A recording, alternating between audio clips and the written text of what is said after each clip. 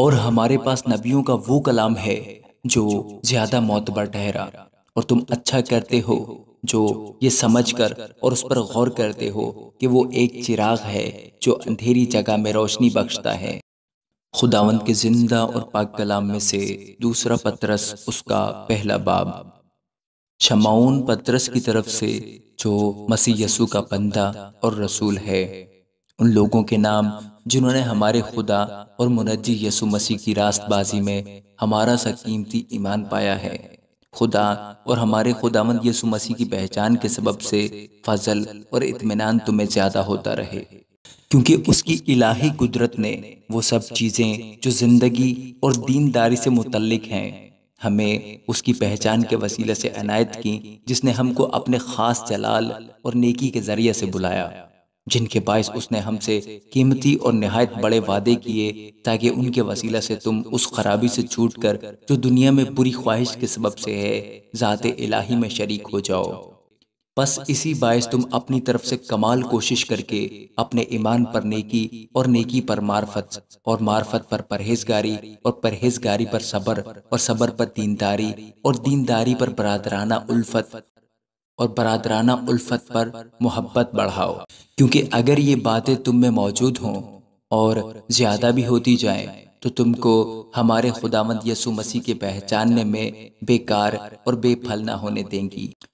اور جس میں یہ باتیں نہ ہو وہ اندھا ہے اور کوتاہ نظر، اور اپنے پہلے گناہوں کے دھوئے جانے کو بھولے بیٹھا ہے۔ بس اے بھائیو، اپنے بلاوے اور برگزیدگی کو ثابت کرنے کی زیادہ کوشش کرو، کیونکہ اگر ایسا کرو گے تو کبھی ٹھوکر نہ کھاؤ گے، بلکہ اس سے تم ہمارے خداوند اور منجی یسوع مسیح کی ابدی بادشاہی میں بڑی عزت کے ساتھ داخل کیے جاؤ گے۔ اس لیے میں تمہیں یہ باتیں یاد دلانے کو ہمیشہ مستعد رہوں گا، اگرچہ تم ان سے واقف اور اس حق بات پر قائم ہو جو تمہیں حاصل ہے۔ اور جب تک میں اس خیمہ میں ہوں تمہیں یاد دلا دلا کر ابھارنا اپنے اوپر واجب سمجھتا ہوں،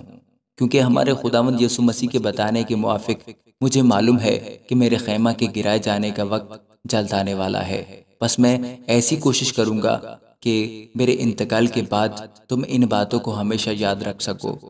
کیونکہ جب ہم نے تمہیں اپنے خداوند یسوع مسیح کی قدرت اور آمد سے واقف کیا تھا تو دغا بازی کی گھڑی ہوئی کہانیوں کی پیروی نہیں کی تھی، بلکہ خود اس کی عظمت کو دیکھا تھا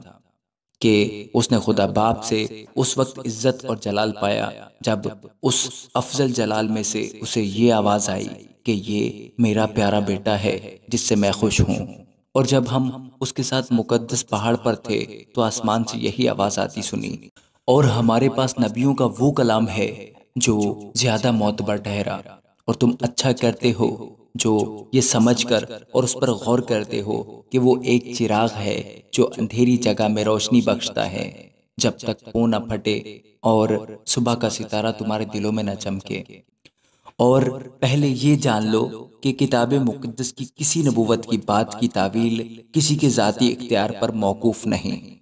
کیونکہ نبوت کی کوئی بات آدمی کی خواہش سے کبھی نہیں ہوئی، بلکہ آدمی روح القدس کی تحریک کے سبب سے خدا کی طرف سے بولتے تھے۔ آمین۔